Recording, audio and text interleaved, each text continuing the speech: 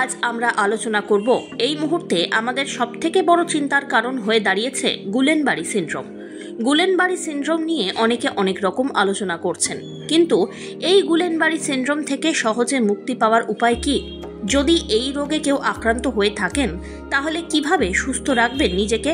সেই সব বিষয় নিয়ে আজ আলোচনা করছেন মণিপাল হসপিটালের critical care senior consultant doctor Shashwati Sinha.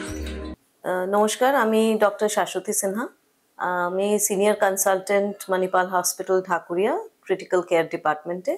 আজকে একটা খুব এখন যে জিনিসটা নিয়ে খুব আলোচনা চলছে এবং এই জিনিসটা কোনো নতুন রোগ নয়, যেটা গুলেনবারে সিনড্রোম। আপনারা জানেন যে মহারাষ্ট্রতে পুনেতে একটা বিরাট আউটব্রেক হয়েছে, যেখানে নাকি অনেক পেশেন্টের গুলেনবারে সিনড্রোম ডেভেলপ করেছে। তো সেই ক্ষেত্রে আমাদের এই জিনিসটা জানতে হবে যে গুলেনবারে সিনড্রোমটা কি জিনিস।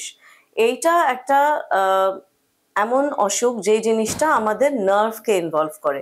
এবার নার্ভ বলতে আমরা কি বোঝাই? নার্ভ মানে আমাদের সাধারণভাবে আমাদের সবসময় মনে হয় নার্ভ এফেক্ট করেছে মানে ব্রেন এফেক্ট করেছে, কিন্তু গুলেনবারে সিনড্রোমে কিন্তু ব্রেন এফেক্ট করে না। তো নার্ভ বলতে কি, আমাদের একটা পুরো নার্ভাস সিস্টেম যেটা নাকি ব্রেন থেকে শুরু হয়, তারপর স্পাইনাল কর্ডের থ্রু দিয়ে শরীরের প্রত্যেকটা অর্গানে এবং হাত পা অবধি সারা শরীরে আমাদের এটা হচ্ছে যেরকম ইলেকট্রিকের কানেকশন হয়, সেরকম আমাদের ব্রেনের সাথে প্রত্যেকটা অর্গানকে কানেক্ট করে হচ্ছে নার্ভস। সেখান থেকে আমাদের শরীরের নানা রকম সেন্সেশন, যেরকম ব্যথা বা কোথাও চোট লাগলে কি মানে কি এফেক্ট হয়, পজিশন, আমরা কিভাবে দাঁড়িয়ে আছি, কোথায় দাঁড়িয়ে আছি, এই নার্ভস গুলো কিন্তু আমাদের ব্রেনের থেকে ওই ইলেকট্রিক্যাল কানেকশন গুলো সারা শরীরে কানেক্ট করে। এবার গুলেনবারে সিনড্রোমে কোন নার্ভগুলো এফেক্ট করে? গুলেনবারে সিনড্রোমে নর্মালি পেরিফেরির নার্ভগুলো এফেক্ট করে, যেটা হচ্ছে আমাদের হাতে পায়ের নার্ভগুলো এফেক্ট করে, এবং যেটা হয় আমাদের ব্রিদিং এর নার্ভস গুলোকে এফেক্ট করতে পারে। সেই জন্য গুলেনবারে সিনড্রোমটা এত প্রবলেম্যাটিক হয়, যেহেতু এটা শ্বাস প্রশ্বাসকেও এফেক্ট করতে পারে। এটা নর্মালি কিভাবে শুরু হয় বা কেন হয়? এটা নর্মালি কিছু ইনফেকশন এই জিনিসটাকে ট্রিগার করে। তো দেখবেন অনেক সময় এটা ডায়রিয়া, যেরকম কিছু অর্গানিজমস দ্বারা যে ডায়রিয়া হয়, যে তার মধ্যে একটা ইম্পর্টেন্ট হচ্ছে ক্যাম্পাইলোব্যাক্টার জেজুনাই। আপনারা শুনবেন, আপনারা হয়তো পড়ছেনও, যে একটা ফুড পয়জনিং হলো বা একটা লুজ মোশন হলো, তারপর এই উপসর্গগুলো শুরু হলো। প্রথমে হয়তো দেখবেন জাস্ট একটু হাতে পায়ে একটু ঝিনঝিন করছে, তারপর দেখবেন একটু আঙুলের মুভমেন্টটা বা পায়ের মুভমেন্টগুলো একটু কমে যাচ্ছে, তারপর আস্তে আস্তে দেখবেন যে হাতটা যেটা নর্মালি চায়ের কাপটা তুলতে পারছিল সেই চায়ের কাপটা তুলতে পারছে না, বা হাঁটতে গেলে যে ব্যালেন্সটা রাখতে পারছিল ব্যালেন্সটা রাখতে পারছে না। তো এইভাবে জিনিসটা শুরু হয়। এবার নর্মালি এটা অ্যাসেন্ডিং টাইপ হয়, মানে পায়ের থেকে শুরু হয়ে, পায়ের নার্ভস গুলোর থেকে শুরু হয়ে আস্তে আস্তে উপরের দিকে উঠতে থাকে, এবং এটা খুব সিভিয়ার হলে যেটা হয় ব্রিদিং এর মাসেল গুলো এফেক্ট করে। সেটা কিভাবে বোঝা যাবে যে ব্রিদিং এর মাসেল গুলো এফেক্ট করছে? যেটাকে বলে সিঙ্গল ব্রেথ কাউন্ট। অনেক সময় কি হয়, হয়তো পেশেন্ট যখন এলো, হয়তো এই হাতে পায়ে উইকনেসটা শুরু হয়েছে, তখন ডাক্তার দেখিয়ে ডাক্তার বুঝলো যে এই জিনিসটা গুলেনবারে সিনড্রোম হতে পারে, তো পেশেন্টকে হাসপাতালে ভর্তি করলো। এবার ব্রিদিং এর মাসেলগুলো এফেক্ট করছে কিনা সেটা কিভাবে বোঝা যাবে? অনেক সময় কিন্তু নিঃশ্বাসের কষ্ট যতক্ষণে হচ্ছে ততক্ষণে কিন্তু রোগটা অনেক বেশি অ্যাডভান্সড হয়ে গেছে। তো সেই সব ক্ষেত্রে যেটা হয়, ডাক্তাররা মনিটর করেন যেটাকে বলেন সিঙ্গল ব্রেথ কাউন্ট, মানে একবার একটা লম্বা নিঃশ্বাস নিয়ে 1 থেকে কাউন্ট করতে বলতে হয়। তো সিঙ্গল ব্রেথ কাউন্টে এক নিঃশ্বাসে কতটা কাউন্ট করতে পারছে পেশেন্ট, সেই জিনিসটা হয়তো গতকাল 25 অব্দি করতে পারছিল, আজকে 20 অব্দিও করতে পারছে না, তার মানে তার কিন্তু ব্রিদিং মাসেল গুলো এফেক্ট হতে শুরু করছে। এবার ব্রিদিং মাসেলস গুলো যখন আস্তে আস্তে এফেক্ট করতে শুরু করে, তার মানে জিনিসটা অনেকটা অ্যাডভান্সড ওয়েতে পৌঁছে গেছে। এগুলোর নানা রকম ভাবে এটা ডায়াগনোসিস করা যায়। একটা তো সিমটমস দিয়ে ডায়াগনোসিস করা যায়, সেকেন্ড হচ্ছে যেটাকে বলে ডাক্তাররা আসলে এটাকে নার্ভ কন্ডাকশন স্টাডি বলে। তো নার্ভ কন্ডাকশন স্টাডি গুলো করলে বোঝা যায় যে নার্ভ গুলো কিভাবে এফেক্ট করেছে, এবং আপনার ডাক্তারই এই জিনিসটাকে বেস্ট ডায়াগনোস করতে পারবেন।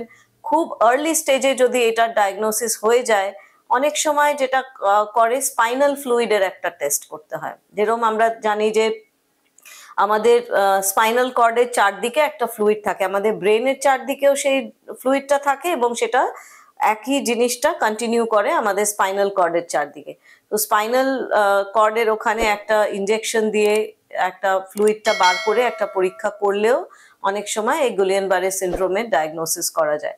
সেই জন্য ক্লিনিক্যাল উপসর্গ, নার্ভ কন্ডাকশন স্টাডি, ডাক্তারের ক্লিনিক্যাল ডায়াগনোসিস এবং এই সিএসএফ স্টাডি যেটাকে বলে স্পাইনাল ফ্লুইড, সেরিব্রো স্পাইনাল ফ্লুইডের স্টাডিটা করলে গুলিয়ান বারে সিনড্রোমের ডায়াগনোসিসটা করা যায়। এবার ডায়াগনোসিসটা হলে এটার চিকিৎসা ইজ অ্যান এমার্জেন্সি। যত তাড়াতাড়ি এটার চিকিৎসা করা যায় তত জিনিসটার প্রোগ্রেসটাকে কিছুটা হলেও হল্ট করা যেতে পারে। কারণ যখন এই জিনিসটা এতটা প্রোগ্রেস করে যায় যেখানে অলরেডি ব্রিদিং এর মাসেলগুলো এফেক্টেড হতে শুরু হয়েছে, সেই ক্ষেত্রে কিন্তু এটা দীর্ঘদিন পেশেন্ট দীর্ঘদিনের জন্য ভেন্টিলেশনে চলে যেতে পারেন, বেড রিডেন হয়ে যান, আর প্রসেসটা ভীষণ স্লো হয়ে যায়। আর এটা নানা রকম চিকিৎসা পসিবল। একটা তো ইনজেকশন হয়, ইন্ট্রাভেনাস ইমিউনোগ্লোবুলিন যে জিনিসটা বলে।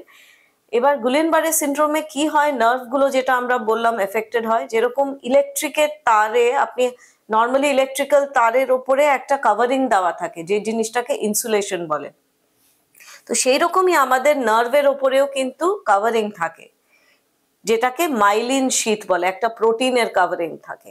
এবার গুলিয়ান বারে সিনড্রোম হলে যেটা হয়, এই মাইলিন শীথটাকে ডিস্ট্রয় করে দেয়, যেই জিনিসটাকে ডিমাইলিনেশন বলে। তো সেই জন্য এই ইন্ট্রাভেনাস ইমিউনোগ্লোবুলিনটা দেওয়া হয় যাতে এই ইনফ্লামেটরি প্রসেসটাকে যত তাড়াতাড়ি সম্ভব কন্ট্রোলে আনা যায়। আর একটা স্টেজ অবধি গেলে তারপর নার্ভগুলো যেহেতু অনেকটা ড্যামেজ হয়ে যায়, এই মাইলিনটা রিগেইন হতে কিন্তু অনেকটা টাইম লাগে। তো এই ইন্ট্রাভেনাস ইমিউনোগ্লোবুলিনটা এই প্রসেসটাকে কিছুটা হলেও হল্ট করতে পারে। আরেকটা এটার চিকিৎসা হয় যেটাকে বলে হচ্ছে প্লাজমা এক্সচেঞ্জ বা প্লাজমা ফেরেসিস। কেন? যে ইনফেকশনের দ্বারা এই নার্ভগুলো ড্যামেজ হচ্ছে সেই জিনিসগুলোকে বলে অ্যান্টিবডি। শরীরে কিছু অ্যান্টিবডি তৈরি হয় যেগুলোর থেকে এই নার্ভগুলো ডিস্ট্রয় হয়ে যায়। এবার এই প্লাজমা এক্সচেঞ্জ করে যেটা করা হয়, যেগুলো হার্মফুল অ্যান্টিবডি সেগুলো শরীর থেকে সরিয়ে তারপরে প্লাজমাতে যে হেলদি পার্সনের প্লাজমার যে অ্যান্টিবডিটা সেটা শরীরে দেওয়া, এই জিনিসটাকে প্লাজমা এক্সচেঞ্জ বলে। আর গুলিয়ান বারেতে যেটা ইম্পর্টেন্ট হচ্ছে, এটা দীর্ঘদিনের জন্য মানুষকে এফেক্ট করতে পারে। অনেক দিনের জন্য পেশেন্ট বেডরিডেন হয়ে যেতে পারে, ভেন্টিলেশন লেগে যেতে পারে। দীর্ঘদিন ফিজিওথেরাপি করে আস্তে আস্তে যদি পেশেন্ট সার্ভাইভ করে যায় তাহলে আস্তে আস্তে এই রিকভারিটা কিন্তু একটা খুব প্রলং প্রসেস।